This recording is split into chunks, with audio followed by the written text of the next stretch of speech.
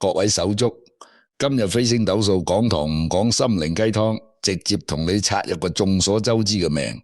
呢個人你細個一定睇過佢嘅戲，銀幕上佢一身白衣劍眉星目，一個側空翻落地面不改色，係幾代人心中嘅武尋夢。而家鏡頭入面嘅佢，身形消瘦，步履緩慢，講嘢語氣平和，卻帶住幾分倦意，同當年意氣風發嘅模樣簡直判若兩人。冇錯，今日我哋要拆嘅就係李連杰。好多人見到佢而家個樣，都會感靚歲月不近人，話當年嘅功夫皇帝咁啊老成咗咁多。亦有人講風水，話佢係因為信佛戴天珠先變得虛弱。今日我唔答風水，我用紫微斗數，用黃挺之先生傳落嚟嘅中州派心法，逐宮逐粒星同你拆清楚佢呢一生嘅喜樂、身體嘅盛衰、感情嘅分合，甚至乎子女嘅緣分，其實一早寫咗喺命盤入面，只係當時冇人細心睇，或者睇到咗都唔敢信。中州派睇命永遠先講身命二宮，命宮係根，係你天生嘅底色，係你遇到事嘅時候本能嘅反應；身宮係職，係你後天行走嘅路，係你呢一世會將精力投放喺邊度。李連杰呢種格局，飛星入面叫身動命不動，命宮七煞坐鎮，硬淨到極點，認準一條路就唔會回頭。身宮卻落個遷移宮，仲有化祿飛入，注定一世人都係四圍走，四圍捱，去到邊紅到邊，永遠冇真正停下來嘅一日。你睇佢細個就知，8歲入武術隊，日練夜練，摔斷過手腳都唔肯停。10幾歲連拿5屆全國武術冠軍，呢股狠勁就係七煞左命嘅本色，認準咗練武呢件事，幾大嘅苦都捱得住，幾重嘅傷都頂得住。呢種人天生就係做事情嘅料，唔會係安於現狀嘅性格。後來拍少林寺，佢先19歲，整部戲拍咗差唔多2年，每日片酬就係1蚊錢，計落整部戲佢袋落袋嘅就得幾百蚊。但係呢部戲有幾紅，當年大陸電影票先1毫子一張，總票房衝破1億，觀影人次超過5億，幾乎全中國嘅年輕人都睇過呢部戲。睇完之後爭住去學武，少林寺嘅香火就係咁樣燒旺嘅。香港地區同樣爆滿，戲院門口排隊排到轉幾條街，有人為咗買飛企足成晚。銀幕上嘅覺遠和尚光芒萬丈，萬人景仰；銀幕下嘅李連杰仲係武術隊一個普通隊員，住集體宿舍食堂飯菜，連買件像樣嘅衫都要思量再三。後來有香港導演揾佢開出600萬片籌簽2部戲，佢興高采烈返去同領導講，結果錢全部要交俾單位，自己半分都留唔住。呢個就係命盤入面疾厄宮同財帛宮之間嘅化忌線鎖死咗。早年佢賺嘅永遠係名唔係財，名氣可以衝到天上去，荷包就一直假不地。好多人覺得呢係倒霉，係懷才不遇，係被人搣削。但黃挺之先生傳落嚟嘅心法唔係咁睇，佢話化忌入財帛，未必係窮，係財嚟得遲遲到嘅先至大件，遲熟嘅果子先至耐放，早熟嘅桃花謝得快，早年發嘅橫財守唔住。呢個道理放喺任何人身上都準。你睇李連杰就知，前30年賺盡天下名氣，將功夫皇帝嘅招牌打得響響地，呢個就係化忌帶俾佢嘅磨練。磨練夠咗，根基穩咗，後面嘅財富先至會滾滾而來，而且一來就係幾輩子都用唔完嘅數量。如果佢10幾歲就賺到大錢，反而未必有後來嘅高度，好大可能賺幾年就審唔落去。呢個就係飛星入面忌為養分嘅道理。身宮化力入遷移，仲有一個特點就係離鄉別井先至會發達。佢係北京人，喺大陸拍戲雖然紅，但始終受限，後來去咗香港，先至真正打開事業格局。再後來討好蘿莉，名氣衝出國際，走得越遠，站得越高。呢個就係身宮在遷移嘅注定，但代價就係一世人都冇辦法安安定定喺一個地方長住，永遠喺度奔波，永遠喺度轉場，身體同個心都冇真正歇過。疾厄宮大煞就注定佢呢一世都係捱壞身子，拍武打戲，從來唔用替身，高難度動作全部自己上，斷骨、扭傷、撞暈都係家常便飯。年輕時候靠住七殺坐命嘅硬氣頂得住，覺得冇事，休息幾日就復原。但所有嘅傷都唔會憑空消失，全部積喺身體入面。等年紀大咗，運行到疾厄宮當旺嘅時候，就會一齊爆發出嚟。好多人話佢點解老得咁快，其實唔係老得快，係前半世捱得太盡，將後半世嘅元氣都預支咗。坊間一直有個流傳，話李連杰未紅嘅時候遇過一位貴州嘅趙阿姨，話佢命裏貴人多，唔使自己周圍撞，時機到咗自然有人送上門。呢段坊間傳聞你可以當引子聽，唔使太認真。但係飛星盤入面呢個跡象係清清楚楚擺喺度嘅，佢命宮兩邊天魁同天喵一左一右夾實咗。呢個就係標準嘅錯等貴人格局，唔使你刻意去經營人脈，唔使你低聲下氣去求機會，行運到咗，自然有大老闆睇中你，有大導演欣賞你，將資源同機會擺到你面前。你睇佢當年去香港發展，本來人生路不熟，冇根底冇人脈，以為要熬一段時間先有機會，結果嘉禾公司主動揾上門，開出嘅條件比佢預想嘅好太多。跟住徐克籌拍王菲啦，一眼就認定佢係男主角，連試鏡都唔使多試，就覺得王菲啩應該係佢咁樣子。當時好多人唔睇好，覺得李連杰太後生，壓不住宗師嘅氣場，而且係內地演員，香港觀眾未必買賬。但徐克堅持用佢，結果王菲混之壯志雲一上映就打破票房紀錄，佛山無影腳嘅鏡頭成為經典。佢長衫馬褂撐住游子莎嘅形象，直接刻進咗幾代人嘅記憶入面。跟住一部接一部，狂男兒當自強、獅王爭霸，一部比一部紅片酬一路飆升。30歲唔到身家已經過億。呢個時候遷移宮嘅化立踏上大限，立星立上加立，想窮都難。早年財帛公權欠嘅，呢幾年一口氣全部補翻轉頭，仲要翻好幾倍，印證咗黃庭之先生講嘅慈財厚福。當然貴人運旺唔代表一路順風順水，大限交界嘅時候永遠會有劫數。當年佢自導自演《中華英雄》，拼到盡，擂台戲要求對手真打，一拳過後鼻骨都斷埋，留下永久疤痕。加上日以繼夜開工，體力透支到極點，終於撐唔住病倒咗。呢場病唔係普通傷風感冒，係整個人虛落床，起身嘅力氣都冇，瘦咗一大圈。西醫檢查來檢查去，就話係過度疲勞，開啲補品就叫佢返屋企休息，但係一直唔見好轉。後來經人介紹，遇到一位高人幫佢拍打背部，吐出一大堆黑紫色嘅淤血，整個人先至慢慢鬆翻開，元氣一日一日恢復過來。呢件事坊間傳得好神，話佢遇到咗奇人異事，但係用飛星嘅角度睇，好簡單，就係大限交界，疾厄宮嘅煞星引動，身體入面積壓嘅勞損同淤血要揾個出口，而佢命入面有貴人運，所以剛剛好就遇到可以幫佢疏導嘅人，呢個就叫劫中有解。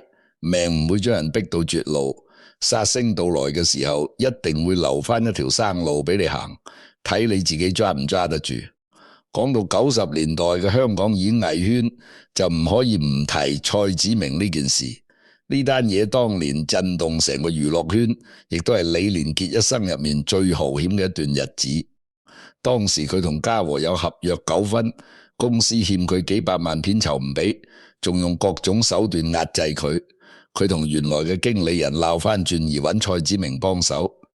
蔡子明係當時香港影視圈嘅猛人，背景深厚，做事夠硬淨，答應幫佢出頭，結果先做咗幾日經理人。蔡子明就係公司門口被槍手連開4槍，當場身亡。槍聲一響，整個香港都靜咗，所有人都睇住李連杰，睇佢點樣應對。那段時間佢出入都有9個保班前後夾住，坐車要坐防彈車，行程全部保密，連去邊度食飯都要提前查清楚路線。身邊嘅人個個都替佢擔心，驚佢會係下一個目標，反而佢自己夠鎮定，仲同身邊人講笑，話佢哋要嘅係會生蛋嘅雞，唔會殺雞取卵，語氣講得輕鬆，但係聽嘅人都覺得心寒。一個靠伸手吃飯嘅演員，要靠9個保冚保護先至敢出街，呢種壓力唔係普通人頂得住。用飛星拆呢段韻就睇交友宮同勞保宮呢兩個宮位殺星穩集，擎羊陀羅同埋破軍一齊練入去，代表身邊嘅人龍蛇混雜，有真心幫佢嘅，亦有想喺佢身上撈好處嘅，仲有想害佢嘅各方勢力圍住佢轉，各有各嘅算盤。呢個就係殺星入勞保宮嘅象，但係點解佢最後可以平安無事？因為命宮七殺坐鎮，本身就係肅殺之星，遇強則強，越凶嘅環境越能激發佢嘅定力。殺破狼格局嘅人有個特點，就係見血光反而唔傷身，越危險嘅場面越穩得住。換做命格遠啲嘅人，遇到呢種陣仗，唔單止事業保唔住，隨時連命都冇埋，但佢頂得住，不單止平安度過，事業仲越嚟越旺。好多人話佢好彩，其實唔關彩數事，係命盤本身底子夠硬。殺星雖然凶，但係只要你命夠硬，殺星就變成動力，變成你往上爬嘅台階。如果命不夠硬，殺星就真係殺氣，直接將你壓垮。李連杰呢種七殺坐命嘅格局，天生就係要做風浪入面成事意嘅，太平靜嘅環境反而發揮唔出佢嘅本領。講到李連杰，永遠繞唔開兩個女人一段婚姻，呢部分向來係大家最中意討論嘅。有人罵佢負心，有人話佢真誠。今日我唔講對錯，我哋純粹從命盤嘅角度睇下呢兩段感情係點樣注定。紫微斗數入面，如果夫妻宮見到雙星搭立，咁呢個人一世人嘅感情，通常唔止一段，唔一定係懶情，而係命入面就有2段深刻嘅緣分。第一段教你成長，第2段陪你終老，中間嘅轉折往往會伴隨住撕裂同痛苦，冇人可以例外。第一段婚姻，黃秋燕兩個人係武術隊嘅師姐弟，細個一齊練功，一齊長大，青梅竹馬，感情基礎不可謂不深。當年李連杰受傷，係黃秋燕喺身邊照顧佢，佢想出去做，黃秋燕二話不說就跟住佢。後來佢去美國發展，前途未卜，連生活都成問題。黃秋燕當時已經有7個月身孕，仲係義無反顧跟住佢過號。人生路不熟，語言又唔通，住係陰暗潮濕嘅地下室。日頭李連杰出去跑劇組見導演，四處碰壁，佢就一個人喺屋企挺住個大刀子買菜煮飯，打點家頭細務，連個講心事嘅人都冇。咁樣嘅女人，按道理講係共患難嘅糟糠之妻，應該一齊同富貴。但係坊間一直有講法，話呢段婚姻一開始就俾人斷過，只有3年緣分。好多人覺得係鐵口直斷，係玄學把戲。但係用飛星嘅邏輯睇，其實一點都唔玄，就係大限行到夫妻宮，化忌星飛入去咗，化忌入夫妻，就好似漲潮嘅海水，慢慢咁淹過號。一開始只係小矛盾、小誤會，兩個人見面嘅時間越嚟越少，共同話題越嚟越少，距離越拉越遠。等到化忌嘅力量到頂點，幾堅固嘅感情提交都會缺口。唔係邊個故意變心，唔係邊個人品不好，係運數推住你走，你想留都留唔住。跟住就係理智出現。李連杰自己後來都講，見到理智嘅那一刻，先至知道乜叫真正嘅心動，成個人熱血沸騰。以前從來冇過呢種感覺。佢好快就同黃秋燕提出離婚，淨身出戶，所有財產全部留俾前妻同2個女兒，自己半分都唔帶走。呢件事當時勒動全港報紙頭版，連登咗1個星期。有人鬧佢陳世美，有人欣賞佢夠坦露。放到命盤入面睇，就係夫妻宮第2度桃花發動，桃花星搭咗一起。力量大到可以衝破所有舊有關係。呢種就係命入面嘅情關，遇到咗就躲唔過。你明知前面係懸崖，都會忍不住跳落去。黃庭之先生傳落嚟嘅心法入面有一句講得好精警：桃花飛孽，為氣糟糠者，福必至。意思就係、人這一輩子遇到心動嘅人好正常，唔係什麼罪孽。但係你點樣處理救援，點樣對待陪你吃過苦嘅人，直接決定你後面嘅福分。李連杰選擇淨身出戶，物質上面做咗補償，呢個係佢嘅擔當，但係情感上面嘅虧欠，對兩個女兒童年嘅缺席，呢筆賬始終要還。後來佢身體唔好，腹部有所損耗，其實同呢一步都有關係。福氣就係一罐水，你呢邊倒出去多咗，嗰邊自然就少咗，冇人可以例外。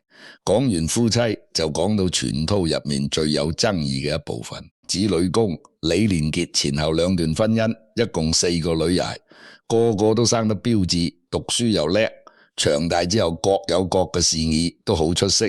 但係佢一世人就係冇仔，坊間成日將佢同同期嘅男星比，話呢啲人一世風光就係求子不得，好似冥冥中有條線畫住咁。有人話係報應，有人話係風水，其實用飛星睇好簡單。就係子女宮見地空地劫，空劫同手子女宮複雜，自然偏向女兒求仔呢條路一早被封死咗。呢個唔係什麼大咒，亦唔係什麼報應，就係命盤各個自然形成嘅缺口。你呢樣嘢拿得多咗，嗰樣嘢就一定會少啲。世界永遠係平衡嘅。你事業登頂，名利雙收，連愛情都揾到自己最想要嘅。咁子女呢一宮自然就會有缺，如果樣樣都俾你佔齊，咁先係違背天道。呢個道理就係易經入面嘅損卦，損之又損，以至於無為。損唔係衰，唔係倒霉，係主動捨棄，係被動平衡。人生到咗某個階段，你一定要損失啲嘢，先可以換到另一種圓滿。李連杰前半世贏晒事業，贏晒名利，贏晒自己想要嘅愛情，咁佢要選嘅就係一個仔嘅執念，同埋陪女兒成長嘅時光。大女同二女細個都係跟嫲嫲長大嘅。李連杰當時最忙嘅時候，一年到頭係片場，一年都翻唔到屋企幾次。女兒生日佢係開工，過年過節佢係開工，學校家長會從來冇出現過。細個放學見到同學有爸爸接，佢哋係只有嫲嫲牽住手行返屋企。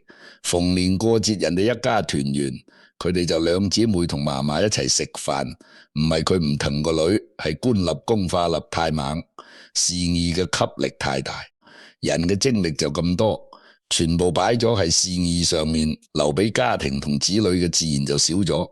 官祿宮同子女宮係對宮，一頭重咗，另一頭自然就輕咗。呢個係能量分配嘅規律，唔關人好壞事。好多人事業成功嘅人，家庭都會有遺憾，唔係佢哋唔想兼顧係命盤，結果就係咁樣擺。好多人覺得有錢就可以補償一切，其實唔係。童年嘅陪伴缺席咗，就永遠補唔返。你後來俾再多錢，買再多禮物，都補唔返細個嗰陣想要爸爸接放學嘅心情。呢個就係子女宮空劫帶來嘅缺陷。無論你有幾多財富，幾高地位，都填唔返呢個窿。但係選卦嘅智慧就係，你唔一定要填滿呢個窿，你接納呢個缺口，明白人生本來就冇十全十美，反而會獲得另一種安寧。4個女兒都孝順都出色，其實已經係好多人求都求唔到嘅福分。執着於有仔冇仔，反而係同自己過唔去。講到李連杰後期，好多人第一時間就會諗到佢頸上嗰串9眼天珠。呢串珠仔佢出席活動帶，去寺廟禮佛帶，就連行路閒逛都帶住。有時講嘢講到一半，仲會下意識摸兩下，已經成為咗佢晚年形象嘅一部分。好多人話佢炫富，話呢串珠值幾千萬，亦有人話佢迷信，靠大珠保健康。今日我哋從飛星嘅角度同你拆解背後嘅邏輯。其實佢戴天珠唔係為咗炫富，亦唔係單純迷信，係一種命理上面嘅自救。前面講過佢疾厄宮大煞，前半世捱得太盡，身體舊傷無數。更重要嘅係福德宮因為官力太旺而被掏空。前半世見慣江湖風浪，經歷過生死邊緣，心力耗損得厲害。年輕嘅時候察覺唔到，年紀一大就會開始失眠心煩，成日覺得心神不寧，坐立不安。呢種狀態唔係食補品可以醫好嘅，亦唔係有錢就可以解決。錢可以醫身體嘅病，醫唔到心入面嘅空虛，補唔到福德嘅虧損。呢個時候，人就會自然而然走向信仰，走向修行，揾方法去補自己福德宮嘅缺口。藏傳文化入面嘅九眼天珠，對應嘅係九宮圓滿，象徵福慧雙全。放到紫微十二宮入面，就係將各個宮位嘅氣場補完，尤其係補福德同疾厄呢兩條線。李連杰後來篤信佛法，四處尋訪天珠，供養寺院做慈善，其實都係同一個目的，就係補福安心。呢個唔係什麼迷信，係好正常嘅命理現象。當一個人行到疾厄同福德虛弱嘅大運，自然而然會對宗教、修行、靈性嘅嘢產生興趣。唔係有人逼佢，係佢自己身體同心靈都需要呢啲嘢去支撐，先可以行過最凶嗰段運。怪揀上嘅唔係一串石頭，係一個人對平安嘅期許，係明知自己命局有缺，主動去補償嘅心思。人活到一定年紀就會明白，年輕時候爭名奪利，到頭來最寶貴嘅就係身體健康、心安理得，其他嘅一切都只係浮雲。2004年馬爾代夫可以係李連杰一生入面最大嘅轉折點，呢一劫將佢前半世嘅執念全部打碎，亦將佢推向咗另一條人生路。當時佢帶咗一個人去馬爾代夫度假，本來係輕輕鬆鬆嘅假期，海夜來嘅時候毫無徵兆，海水漲得極快，幾分鐘就漫到胸口，浪頭一個接一個打過嚟，成個沙灘瞬間變成汪洋，四周都係喊聲叫聲，人們四散奔跑，混亂到極點。佢當時緊緊揸住個女，但浪太大，女兒仲係被沖走咗一小段距離。佢拼盡全力游過湖，將女兒撈翻嚟，兩個人喺水入面泡咗好耐，先至俾人救起。呢一刻，什麼功夫皇帝，什麼億萬身家，什麼名氣地位，全部都冇用。喺大自然嘅力量面前，人渺小得就係一粒沙，生死之間就係幾秒鐘嘅事。死裏逃生之後，佢成個人都變咗，眼神入面嘅鬥氣少咗好多，語氣變得平和，唔再好似以前咁爭強好勝。2007年佢創立一基金，將大部分精力投放喺慈善事業上面。2008年汶川地震，佢推咗一部片酬過億嘅戲，親自帶住物資入災區，災區入面冇特權，佢同義工一齊搬物資，一齊瞓地板，一齊食乾糧，日曬雨淋，五苦都食。幾個月落下來，頭髮白咗一大片，人瘦咗一圈，看上去老咗10歲。但係佢個人嘅狀態反而比以前更踏實、更安穩。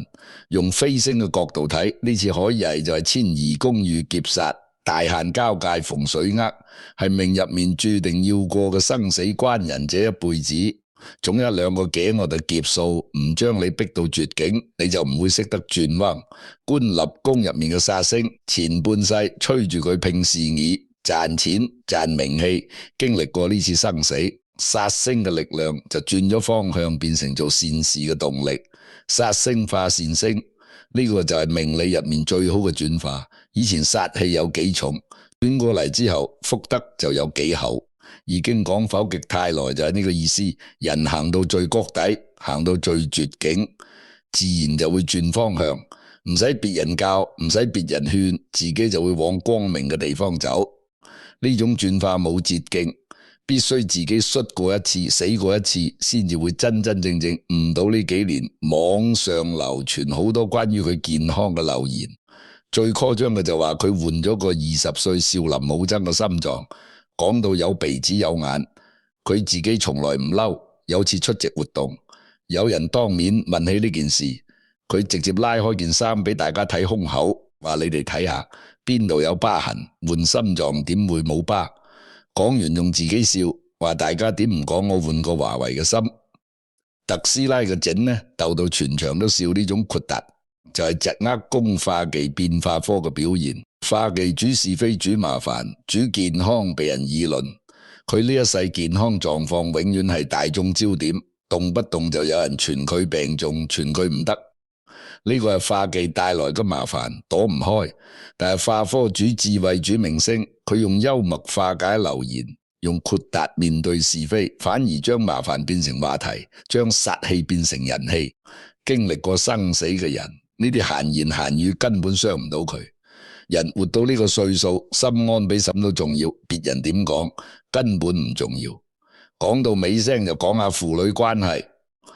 大女結婚嘅時候，李連杰親手送個女上車，準備咗豐厚嫁妝。佢站喺路邊睇住個女嘅車開走，眼眶都濕咗。當年係銀幕上面鐵骨減減嘅功夫皇帝，係女兒面前就只係個唔捨得女兒出嫁嘅普通老劉。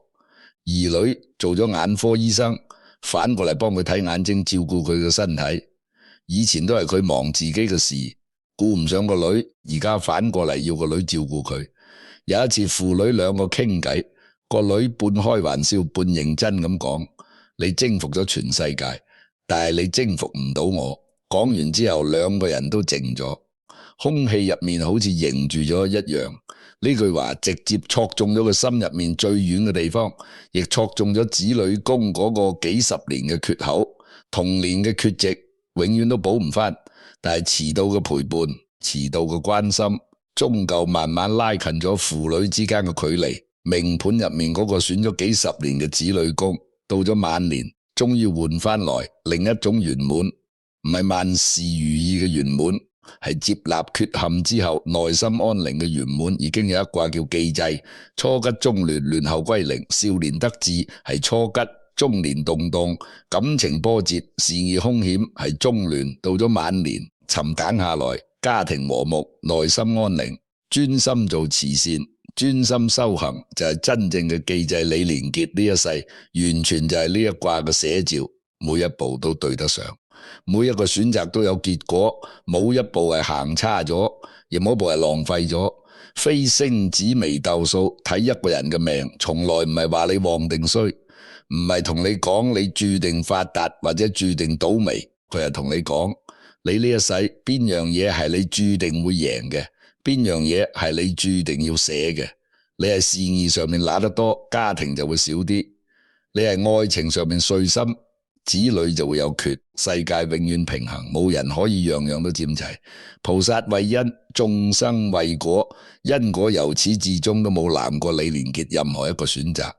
細個選擇練武，長大選擇拍戲，中年選擇離婚再娶，經歷生死之後選擇做慈善，每一步都係佢自己揀嘅，但係每一個選擇帶來嘅結果都精準咁自現咗喺佢嘅命盤入面。前半世拿盡風光，後半世就用沉敬債，後半世就用陪伴去還。損於此，益於彼，種咁嘅因得咁嘅果，呢個唔係天命難違，係每個人都要為自己嘅選擇負責。好啦，今日嘅飛星斗數講堂就拆到呢度。你哋覺得李連杰命入面嘅個選字，到最後有冇換翻嚟佢想要嘅圓滿？如果你都認同因果不虛，呢句說話可以留言講下你嘅睇法。有邊個嘅命局，你想我哋幫手拆解，亦都可以留言話我哋知。